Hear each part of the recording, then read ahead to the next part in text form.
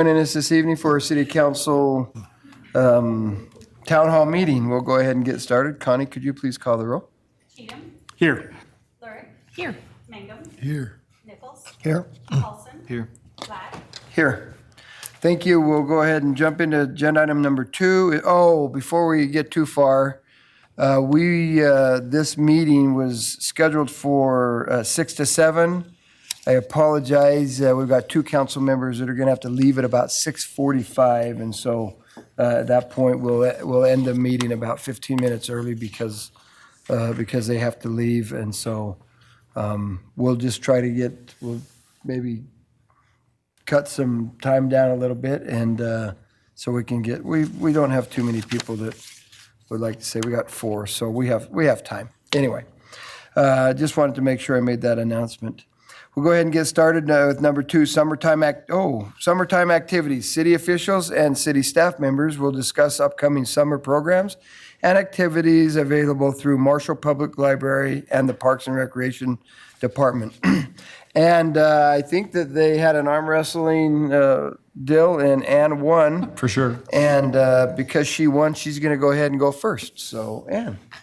Thank you. My name's Ann Butler. I'm the Parks and Recreation Director, and I was asked to talk about different programs that we have available this summer. So I'll just run through each of the divisions, and then I have a section about free activities that are available to the community and some other events. So the first one is the Community Recreation Center. We have public swim hours starting May 30th through August 30th on Mondays and Wednesdays from 7 to 8:30 p.m.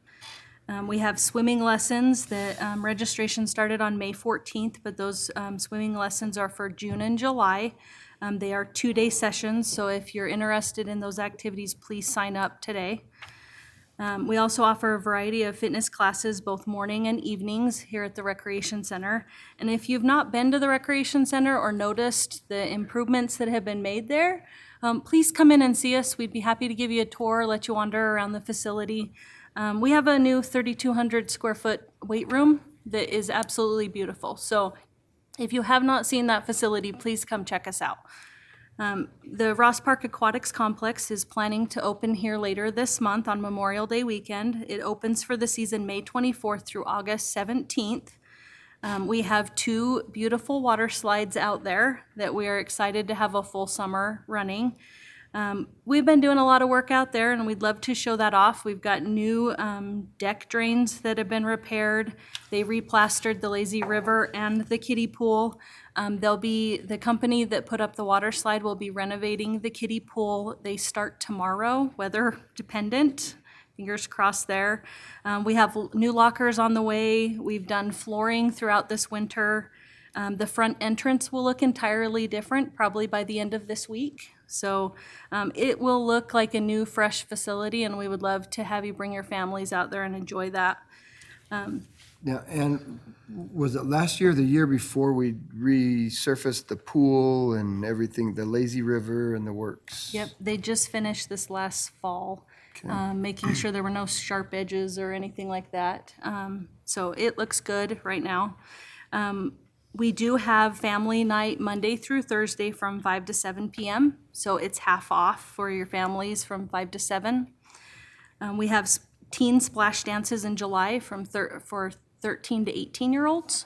So that's fun. We also have sensory-friendly swimming opportunities on July 21st and July 19th.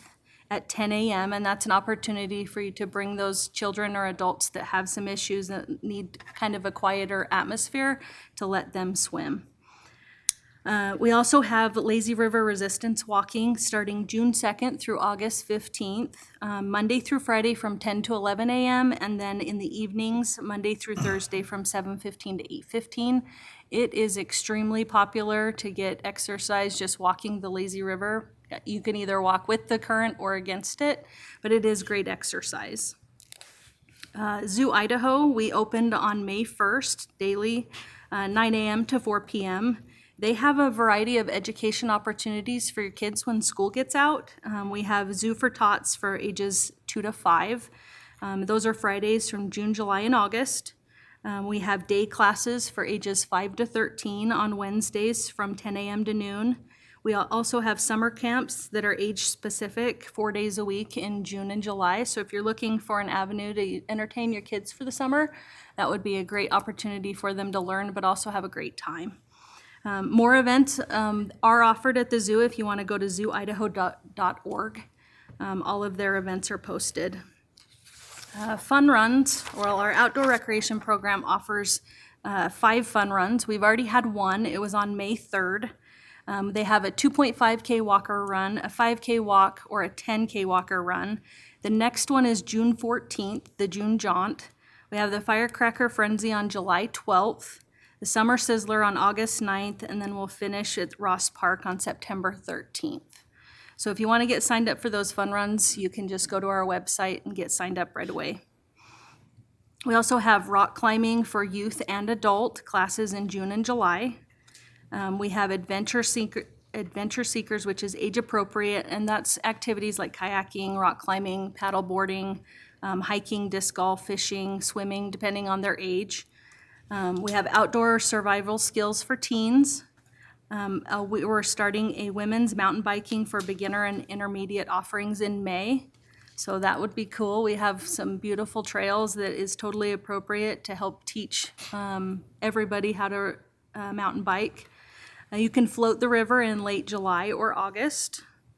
And we also have guided hikes through, the Healthy City USA runs a Portneuf Peaks program where they give incentives for people to walk or hike all the trails.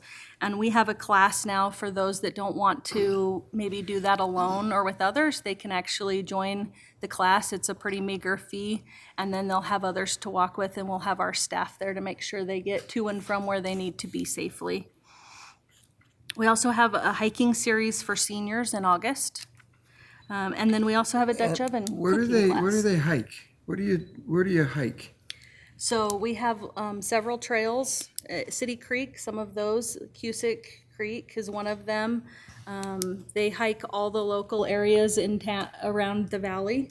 So just depending on what they're interested in, and then communicate that with our staff and make sure that we're doing something that they are enjoying. And So is that, do they meet somewhere and then everybody goes to that location Yes. to do it? Where do Yep. they meet? Do you know? It depends on what they're hiking, but Okay. sometimes they're meeting at the rec center together or at our outdoor rec shop in Lower Ross Park. But they'll notify them of that and where they're gonna meet and how they're gonna set up that. Mr. Mayor? Yes. Quick question. What age do you consider starting, I mean, the seniors, what age does that start at? What age is a senior? According to Parks and Rec, I believe 50 and up is who we're looking for that program. 50 and up? Yes. Okay. Yep. Not quite there yet, Linda. Yeah, I got a ways to go. I'm only 29. Moving on to our team sport offerings, we have adult slow pitch starting this month, in the next week or so. We have men's, women's, and co-ed leagues available. We also have a summer and a fall league. So the fall league is a little bit smaller than the summer league, but it is available for those that have a better schedule for the fall. We also offer a women's volleyball program that registers in July and August. Play begins in September. Kids baseball is currently going, so we're probably about halfway through the season. But I thought I'd include it on the list in case people were listening and they were wondering about baseball programs, to know that they need to register probably in about March. We also offer some kids basketball programs for both girls and boys, and we offer a D League, more competitive league, and then we offer a junior jazz program as well, which is a little less competitive, and we flip-flop seasons. So the competitive league for boys plays while the recreation girls play, and then they flip-flop. So they'll either play in the winter in like October, November, and December, or they'll play January, February, and March. So that information is available in our activity guide, and I'll provide a little bit more information about that here in a minute. Let's see. I did want to do a brief parks update, just so everybody kind of knew where we were at on a few of our big projects. Purse Park, which is on the corner of North 7th and East Fremont. The new playground is being installed right now. I think it's done. So it should be open as soon as they pull down that construction fence. There'll be new signage at Purse Park, and we're planning to have a big celebration with NeighborWorks and the Bonneville Neighborhood Association. It'll probably be around July 4th.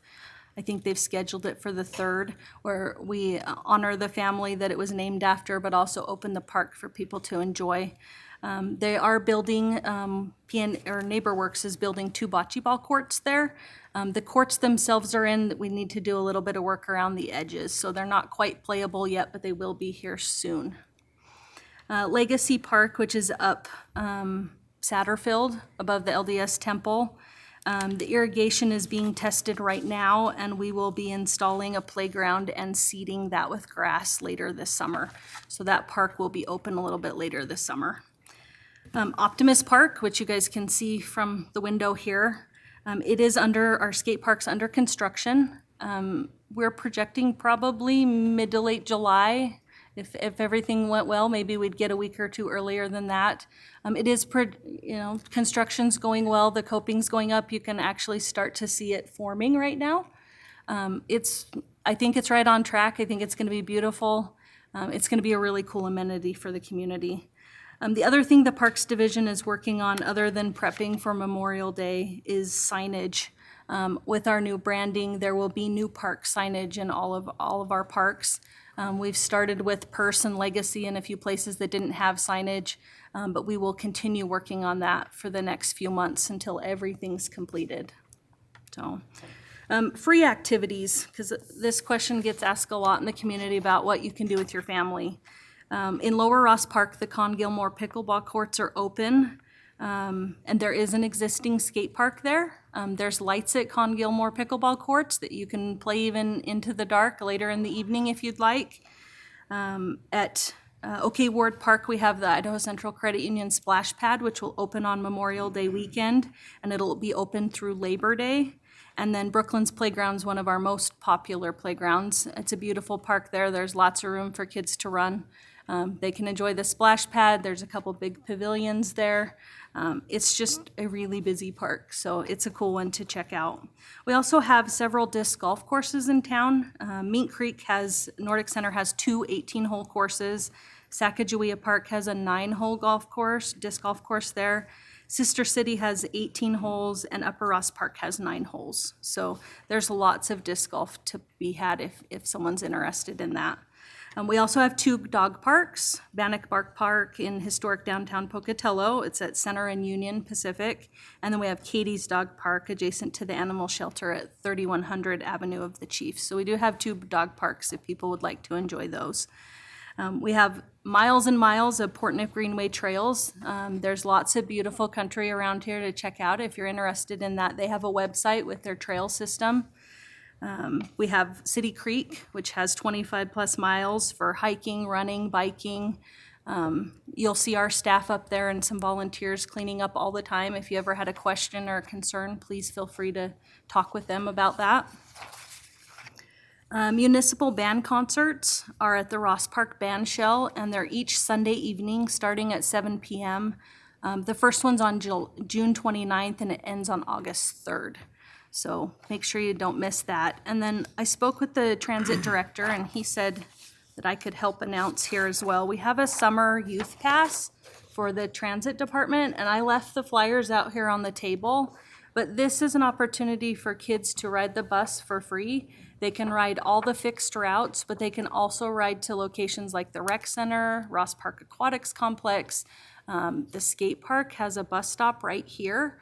So it's a no-brainer if you've got kids that want to learn to ride the bus. I know PRT's happy to help them learn to do that, and they can also ride for free there. Just a few free other activities that are coming up in the community. Zoo Free Day is May 31st from 9 to 3 p.m. It's sponsored by Connections Credit Union. So for those families that want to check out the zoo, it should be a crazy day there. Pokey Paddle is June 13th from 5 to 9 p.m. at Centennial Park. And then the senior games we have scheduled already are July 10th through the 19th. It's ages 50 plus, and they have a website. It's seidahoseniorgames.org. We work with them on that. It's a really cool set of games, and they have a variety of activities. So if you have somebody interested in that, have them check it out. What was the date? It is July 10th through the 19th, depending on the activity you've signed up for. Yep. Thank you. And then I brought a few things that I left on the table over there. I talked a little bit about PRT flyer. I also, shameless plug for the Parks and Rec Department. These little chips have a QR code that says it takes you to our hiring page. We are in desperate need of people that are interested to work. Some extra money for the summer. We're looking for people that want to mow lawns and pull weeds and trim. We have that at the cemetery. We have that in all of our green spaces. We have that in all of our parks. And so if you know somebody interested, they have to be 16 and up. We only have a few jobs that take 15-year-olds, and they're pretty much full at this point. But we would love to have, if you want to, get your kid a job for the summer, we would find something for them to do. Maybe it's a husband at home, I don't know, whoever, a retired school teacher or someone home for the summer, we would love to put them to work. So that QR code's over there on those chips.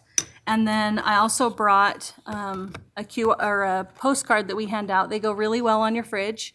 On one side, it says we're hiring, and it gives that same QR code. This will always Hint, hint. take you to our city website with the jobs that we have available. And on the other side is our QR code to our activity guide. So we went digital. We have about, we roll out 3 activity guides a year.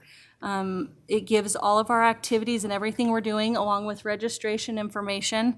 And if you keep this on your fridge, it will always take you to the current version of that. So I think that's all I have. That's it? That's it. There's nothing going on here. It doesn't sound like anything happening in Pocatello for sure, so. All right, well, super. Thank you very much, Ann. Now to the library. We'll go ahead and have Eric. Sure. I'm Eric Cease. I'm the library director for the Marshall Public Library. And I'm just as not busy as Ann is here. Let me piggyback on one thing, though, for the youth bus path. Passes can be picked up at the Marshall Library, the Center for Adult Living, Ross Park Aquatic Center, Community Recreation Center, and the Portneuf District Library as well. And so we are happy to have people stop by the library via bus as well, and it's been really, really helpful. We've done this for a number of years, and it's been very successful and highly used, which is great.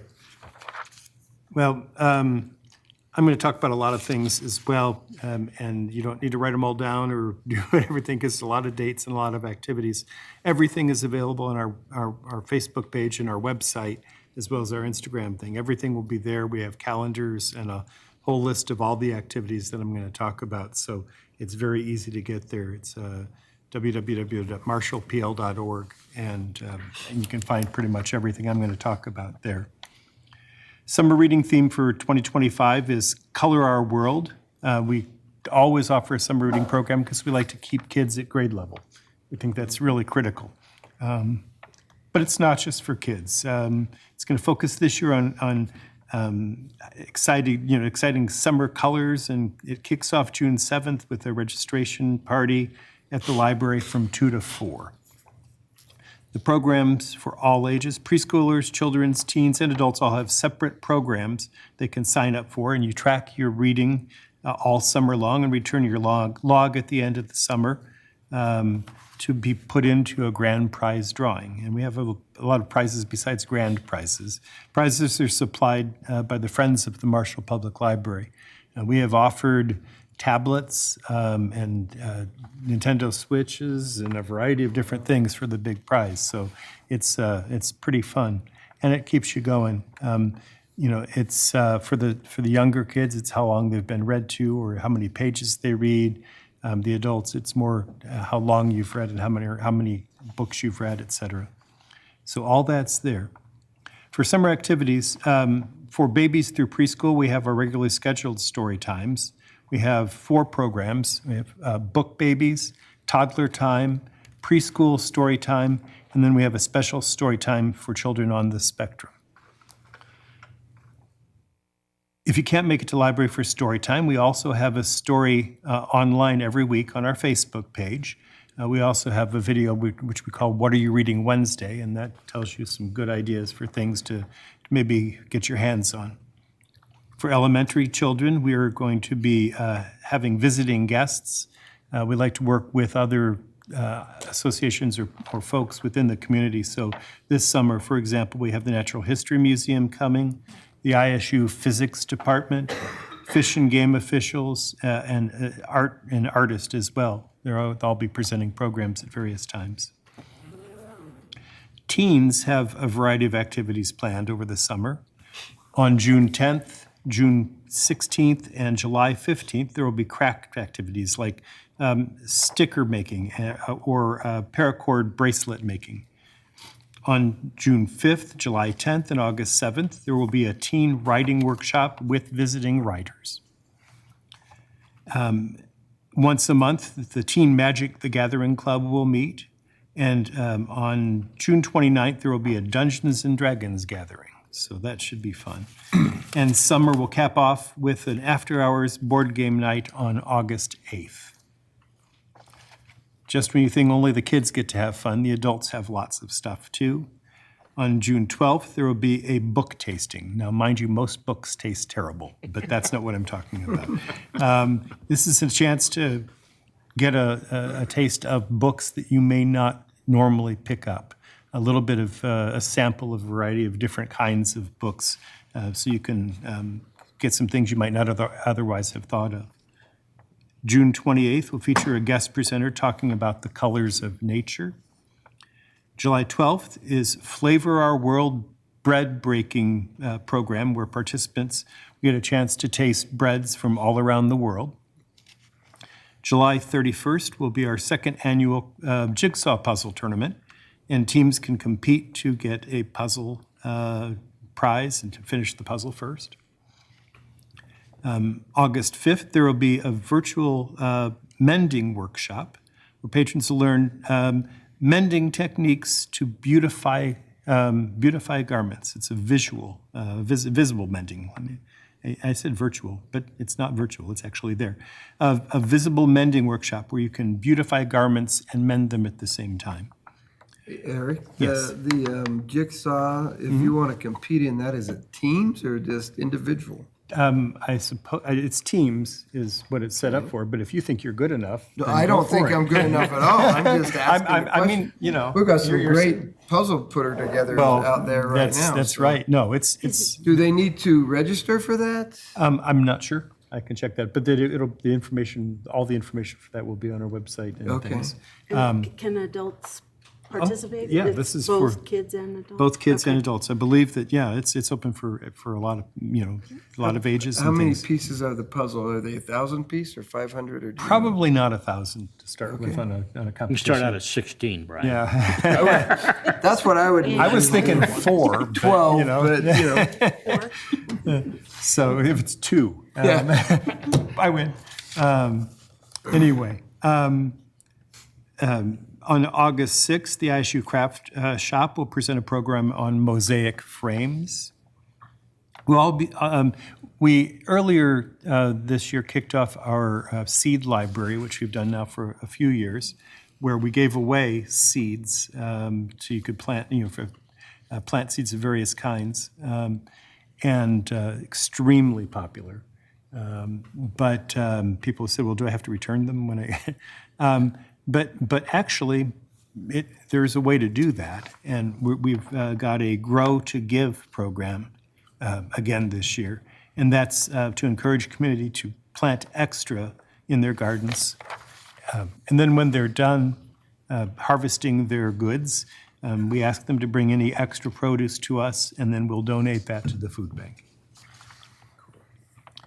Now, those are all things that are happening just in the summer. We have a variety of activities that don't stop happening in the summer.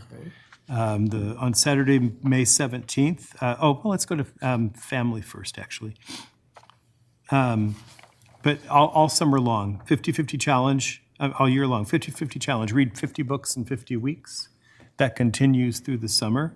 Adults, teens, and children have their own versions of that. Aaron? Yes. Quick question. Do audiobooks count? Yes. Okay. Absolutely.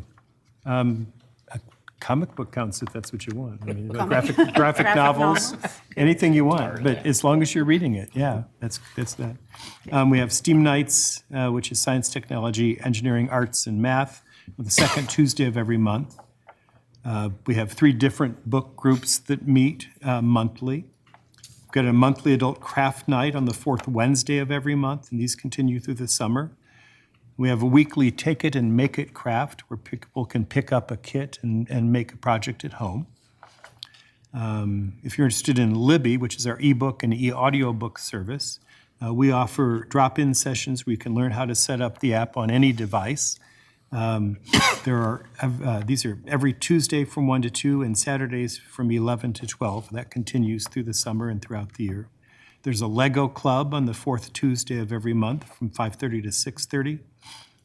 There's a knitting and crocheting club that meets every Wednesday from 3:15 to 5:15. We also offer 3D printing at the library. Patrons can design their own projects, and we will print them at the library. Minimum fee of $1. The patron pays based on what it takes to complete the project. The fiber is fairly expensive. On Saturday, May 1st, we are launching our new Sister Library program. We are partnered with the Kasama Provincial Library in Zambia. And at the kickoff, there will be Zambian stories, music, and food, and we will write letters to our fellow patrons. The book wagon over the summer goes to several parks on a rotating schedule all summer long.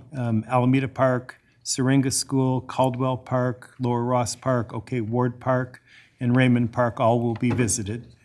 And at the book wagon, every child will get a book that they can take home to keep. Once a month on Saturdays throughout the summer, we'll be sharing stories in our outdoor book walk. Each story, each step on the path depicts the next page of the story with additional information or activities or questions.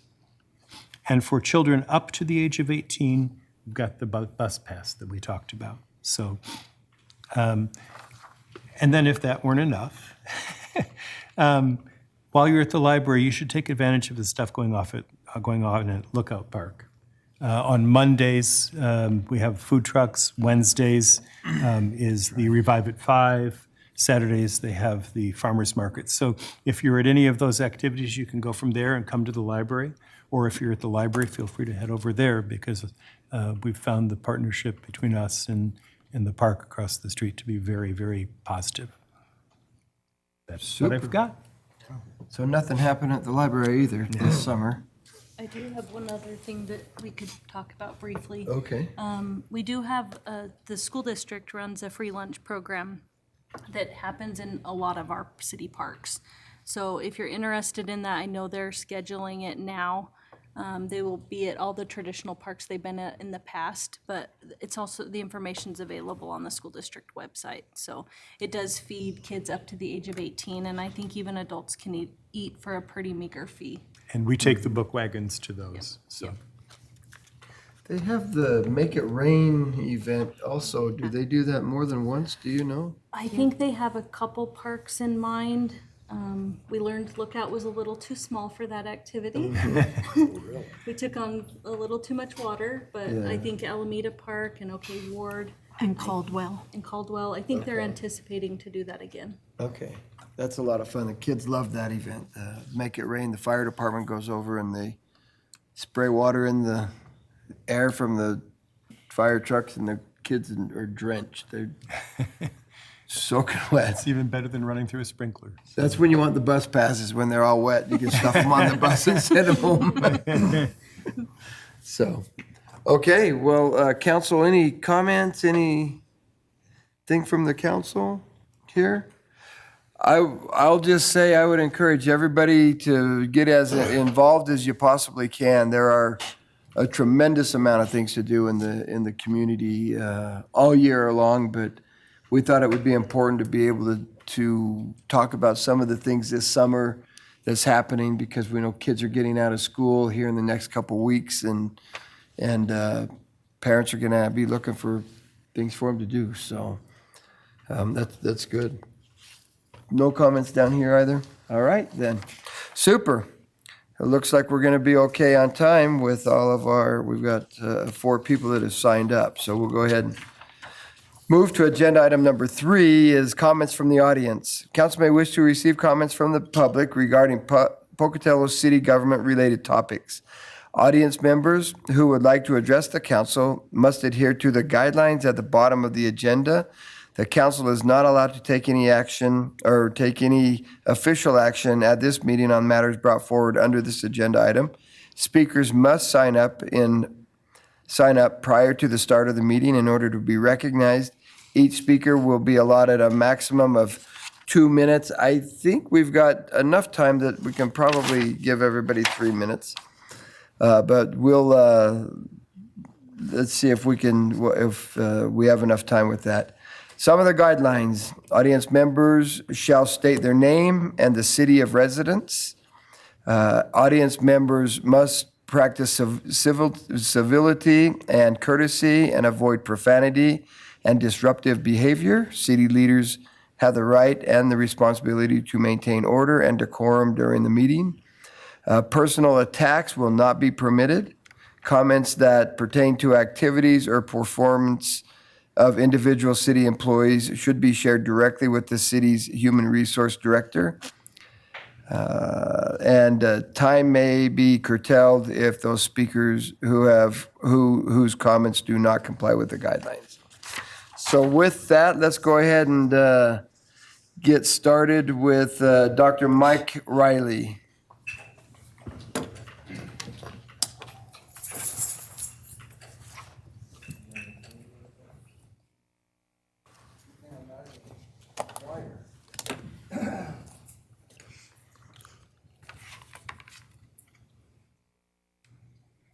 Take me a minute here. You're okay?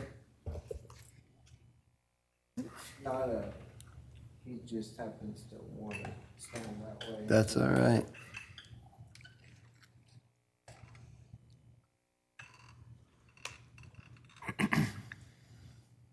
Good evening, everyone. My name is Dr. Mike Riley, and I have a couple of policy recommendations to help us move forward with the tragedy that we have experienced on May 5th. Let me give you a little bit of background on why I think this is important.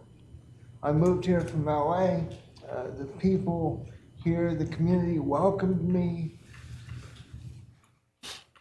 with open arms and were very concerned about my well-being, to the point of calling the police when I'm out in a rainstorm, with calling animal control if it's a hot day and Marshall needs water. I mean, the officer said, "Mike, we don't care about you. We're just checking on Marshall." and so I want to get back to that, because I don't want people coming to city council and saying, "I don't want to live here. My kids are afraid to go to school," et cetera, et cetera. I get a kick out of seeing people like me in the community. It's the first time I've ever experienced that in my entire life. We can't lose that. I know y'all feel badly about what's happened, so let me make one policy recommendation. I'm keeping an eye on the time, Mayor. I'll try to behave. And that is, I'm taking this nationally, which means I'm going to visit with all 535 members of Congress about this issue. And that is, when somebody makes a call to the police department, the dispatcher should ask a very important question. Do any of the people involved in the incident that you're reporting on have a documented disability or a mental health issue? Why is this important? Because it's going to set the tone for what follows, okay? And I fully expect, with Congress being Congress, I'm probably gonna get a lot of no's and not a lot of yeses. But the way to start moving us forward is to make that recommendation to whoever's in charge of training our first responders to ask that question. That's going to help with the caller also not allowing themselves to have their past life experiences come into play and be superimposed on what they're seeing. Let's say they have an alcoholic parent that they grew up with. They're gonna stop and think, well, maybe I don't know about these individuals, and I see I'm out of time, but that's my first of about 20 recommendations. I will submit the rest of my recommendations in writing. Thank you. Yeah, if you do that, just email them to us, and I'll make sure the council gets them if you email those to me. Okay. thank you. One thing is we have Stephen Adams coming up. I might just say we are encouraging people to please call and let us know if there is anybody in the household that has those disabilities, so we can flag that when we get an address on a 911 call. So thank you very much. Can I go now? Yep, Okay, then. I'm gonna go sit with Tom at the. do that. Thank you.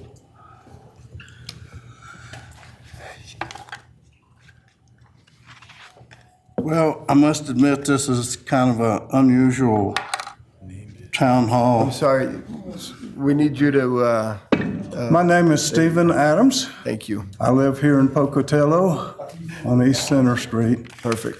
And this is just kind of an unusual format for a town hall where, and maybe that's why there's so many empty seats. But just a couple things, and that is we're still wanting the remaining body cam footage of the two officers that were probably wearing them at the time of the April 5th shooting of Victor Perez. And secondly, we had a question as to whether or not the 4 officers involved have been placed back into active duty status. And usual town halls would, have an answer from the mayor as to questions, and I was just wondering what the status is on those 2 questions.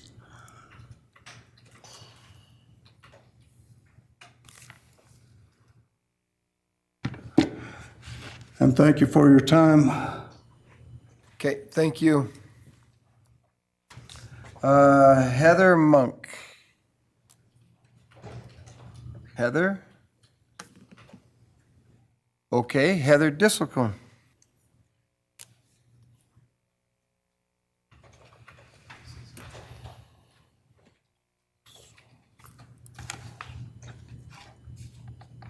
Good evening, Heather Disselkoon, Pocatello. I have 2 questions specifically for council members that I hope we can engage in some conversation about.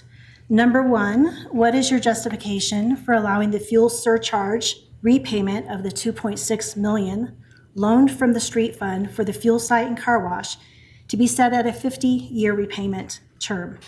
As you're aware, the only action on record is an approval of a loan with a 30-year repayment term based on the 30-year life of the gas tanks. Number 2, why did council approve the $1.2 million funding for the cemetery irrigation line project from water funds? Water enterprise funds are by statute for the limited purpose of offsetting the expenses of providing water service, which is the distribution system of safe and reliable drinking water. Irrigation lines are clearly outside that scope. I reserve the remainder of my time.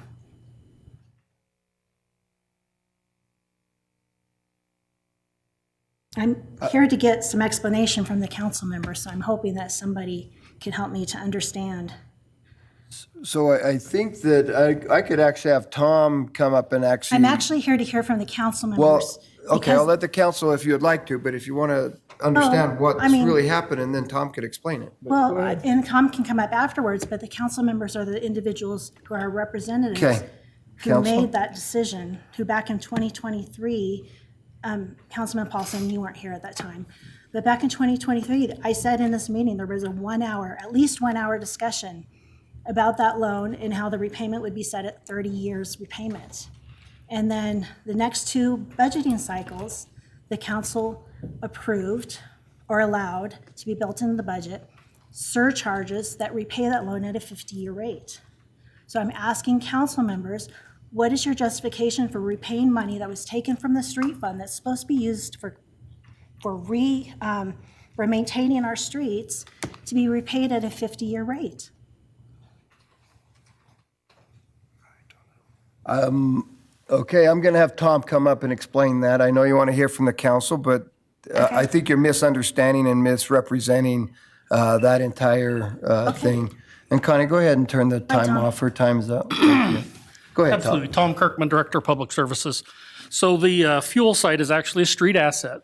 Correct. So it was purchased by the street department. When this was brought up, I probably used the word loan the wrong way in the meeting. So this is actually a street asset. So what we did when we set the fuel surcharges is we put a financing rate and a depreciation rate. Correct. And so basically that's the same thing. We just split it up to be half and half, okay? But that whole amount of the financing and the depreciation is going back to the street department. It's just the way that we presented it. Finance thought that would be the best way to present that. But that whole amount of the two that we showed on that surcharge sheet goes back to the street fund. So for a 28-year payback, we need to recoup about $80,000 a year. And last year, we recouped about $84,000. And that transfer will go to streets. So the payoff is actually the 28 years. It's just we split those two up, and we probably made it more confusing than what we should have. I can acknowledge that and take that one. But those two separate ones on that one budget sheet that we did, both of those amounts are going back to streets. I understand what you're saying, that both amounts are going back to streets, but if you look at the part that is designated as the repayment, the 15 cents per gallon for diesel, the 8 cents per gallon for unleaded, that's separated from the other portion, which was money to be set aside for future replacement. That's not the same as repaying back the original loan. And like I said, the way I handled that was probably erroneous in my part of saying it was a loan. It's actually just to pay to use a street asset. Okay. Does that make sense? Yeah, that makes complete sense. So, It totally, like we're collecting the amount that we're supposed to. It just wasn't described very well, and I'll take ownership on that one. And then So- you had another question. The $1.2 million funding for what are you talking about?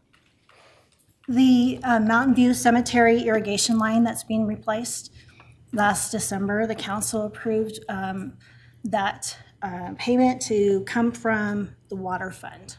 That was on December the 5th. It was a $1,236,130.14 to Allied Underground Technology. Okay. Tom, go ahead. Yeah, I can talk a little bit of that as well. So the water department has a main line that goes through the cemetery, a main distribution line that goes down that center road that carries the water, a main line. And that was in their replacement study to replace that water main.